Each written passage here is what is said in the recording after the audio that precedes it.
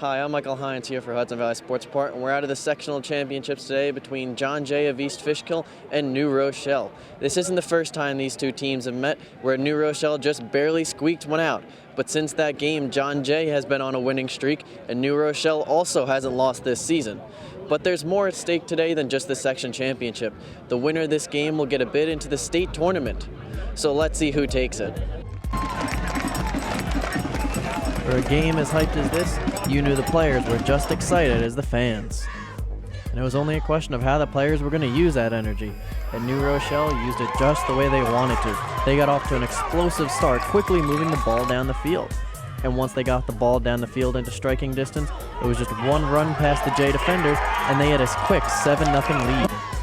After the Huguenot defense was able to hold the Patriots, it was off to the races for Greg Powell. He bust this one out to the side and just kept on running through Jay. Refusing to go down, they kept the ball going forward. And yet again, they pushed the ball and brought it in deep. And Powell's this time going to take it on his own instead of throwing it, work his way towards the end zone, flips in, and scores.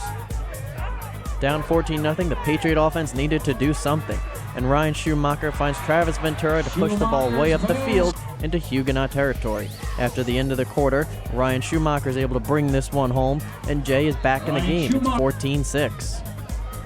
But unfortunately, the Huguenots had some other ideas. They decide to bring this kick return all the way back through the Jay defenders and up the sideline, and there's just no stopping them. This one's going to be brought to the house, and just like that, the Huguenots' lead is extended.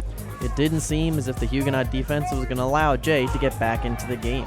Here Schumacher drops back into the pocket and just couldn't get away from the pressure and is brought down. They couldn't even bring up the run either, as this up-the-gut run is stopped cold. Right before the end of the half, Schumacher drops back and the ball is bobbled and grabbed out of the air by a Huguenot defender to hold Jay. After a rough first half, John Jay was going to try and bring themselves back into the game. Here Schumacher slides out of the pocket and throws the ball down to hit his receiver in motion, and they keep the ball going up the field and onto the goal line. And Ryan Schumacher is going to power this one home for a touchdown, but New Rochelle still has a pretty big lead at 30-18. But as much as Jay tried to work themselves back into the game, New Rochelle just kept making big plays. This monster run here was brought to the house, and this was one of 3 50-plus yard plays that resulted in touchdowns for the Huguenots. There were some highlights for Jay, like this jumping catch by Travis Contreras getting both feet in for a John Jay touchdown.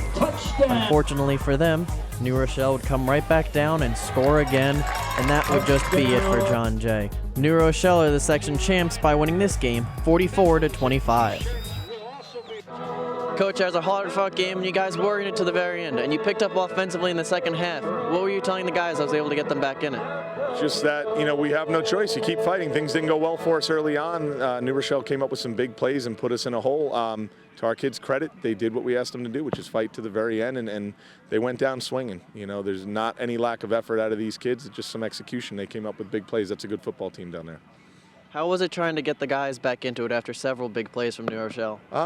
It wasn't as hard as you'd think when you have a group of kids as tough as these kids are. I mean, we just said, this is it. This is, we're not going to quit now just because we're down, and they fought back, and we came up with some big plays and clawed our way back in, and, it was back and forth. It just came down to telling the kids what you expect of them, and they always do what's asked of them. So for the season, what are some final takeaways, Coach? Just that when you're a good program, it's about the system that you have and the kids buying in, and we have that, and these kids are hungry. Some of these young guys are they're ready to get in the weight room next week and push forward for next year. I think we've established ourselves as a program now, and, I think, that's kind of where we're at. Thank you, Coach. Thank you. That was a good season, Coach. Thank you. Now, it was a hard-fought game, and you guys were in until the very end. Can you tell us how you guys were able to pick it up offensively in the second half?